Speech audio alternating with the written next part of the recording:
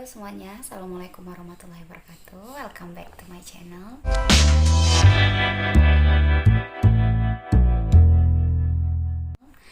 Nah, di video kali ini aku dapat request dari teman Instagramku karena aku pernah ngeposting tentang proses aku menyusun kurikulum homeschooling Zidan. Kenapa aku dan suami memutuskan untuk melakukan homeschooling kepada Zidan itu karena kami pengen mengajarkan pola rutinitas atau suatu bentuk perilaku yang teratur lah kepada Zidan di masa prasekolahnya ini, agar nanti kalaupun dia sekolah di sekolah yang formal, dia akan lebih siap dalam menghadapi berbagai aturan yang telah ditetapkan di sekolah itu. Kami menggunakan metode ala Montessori. Kenapa pakai teorinya Montessori? Ya karena yang paling penting, maksudnya yang paling dasar dari Montessori ini adalah Montessori mengacu kepada teorinya Rosa. Artinya ada pilihan bebas, anak diberikan kesempatan untuk bereksplorasi, sehingga dari pengalaman belajar itulah dia memperoleh pengetahuannya sendiri.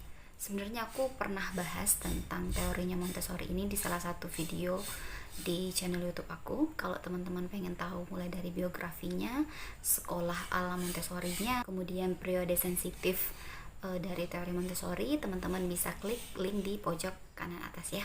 Dalam penyusunan program atau kurikulum ini, kami tidak menggunakan acuan dari homeschooling ataupun kurikulum manapun ya. Kami merancang sendiri sesuai dengan kapasitas saya dan suami sebagai orang tua. Aku pribadi tuh udah mewanti-wanti kapasitasku sejauh mana, jadi aku nggak terlalu berekspektasi membuat program itu sebagus mungkin.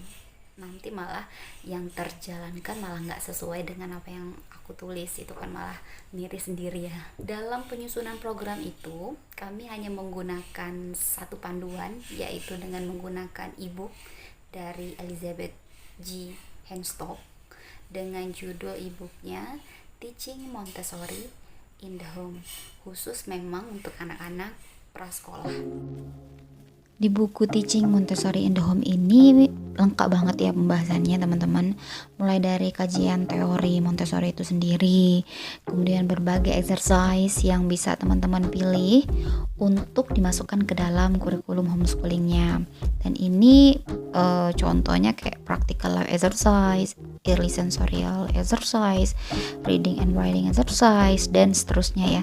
Ini contohnya kayak practical life exercise nih, ada opening and closing drawer, simple banget ya. Busy board, pouring rice, itu paling gampang banget dah. Dusting, nah dusting ini masuk ke dalam kurikulum homeschoolingku nih.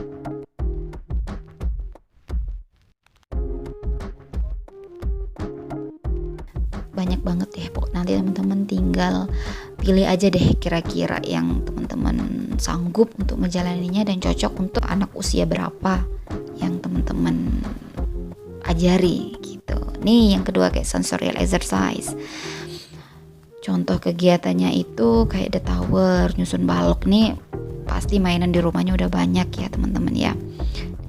Kemudian ada pabrik basket, thermal bottles. Kemudian nih contoh kayak reading and writing exercise, sandpaper letter nih. Ini kalau ribet ya udah deh beli di Shopee nggak apa-apa. Atau kalau mau buat sendiri, kalau rajin bisa juga. Comment card juga.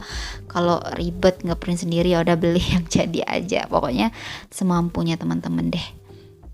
Dimana nggak nikmati exercise nih, number row. Kemudian ada sandpaper number. Nah nanti silahkan teman-teman explore lebih lanjut ya tentang ebook ini. Saran aku usahakan teman-teman menggunakan barang-barang yang ada di rumah aja agar hemat secara ekonomis dan barang-barang itu bisa lebih bermanfaat. Nah ini adalah contoh kurikulum yang udah kami rancang, dinamai dengan homeschooling kita. Semoga suatu hari nanti emang bisa buat lembaga homeschooling ya, amin. Ini spesial disusun untuk Zidan tercinta, menu diracik oleh ayah dan bunda agar Zidan menjadi anak yang sehat dan bahagia, amin amin. Nah kami menetapkan standar harian ya teman-teman. Standarnya itu bisa baca doa sehari-hari, membereskan mainannya, makan nyenek, olahraga, aktivitas outdoor, aktivitas indoornya nanti di tabel di bawah ya. Itu kegiatan indoornya udah ada list di bawah. Kemudian bisa baca buku, toilet time, sholat, dan Zidan paham dengan waktu istirahat, kapan tidur siang, kapan tidur malam gitu. Pokoknya aku usahain supaya Zidan itu bisa paham lah dengan waktu itu.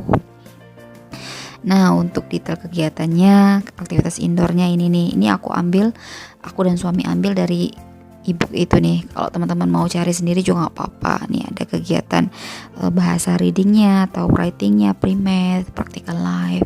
Ini udah ada contoh-contohnya beserta dengan media yang udah digunakan ya. Nah, ada beberapa catatan penting nih kayak contoh kegiatan hariannya. Ini sifatnya fleksibel dan gak kaku-kaku banget lah ya. Misalnya pagi nih sarapan, toilet time, aktivitas outdoor, kemudian agama. Kemudian siangnya makan, sensory activity, practical life, toilet time. Jadi dipilih salah satu kegiatan yang ada di sana. Kemudian sorenya outdoor atau nyenek gitu ya. Malamnya ya ini bebas lah, waktu bebas bersama keluarga, yang tentunya ada juga aktivitas toilet time, baca buku, kemudian bobok gitu. Nah, selain itu kami juga menetapkan standar mingguan nih. Standar mingguannya ya melakukan field trip lah, ajak Zidan main keluar rumah kayak ke mall, playground, mandi ke sungai, belanja ke minimarket. Ya hal-hal sederhana lah yang bisa aku lakuin gitu. Gak perlu yang mahal-mahal atau yang boros-boros.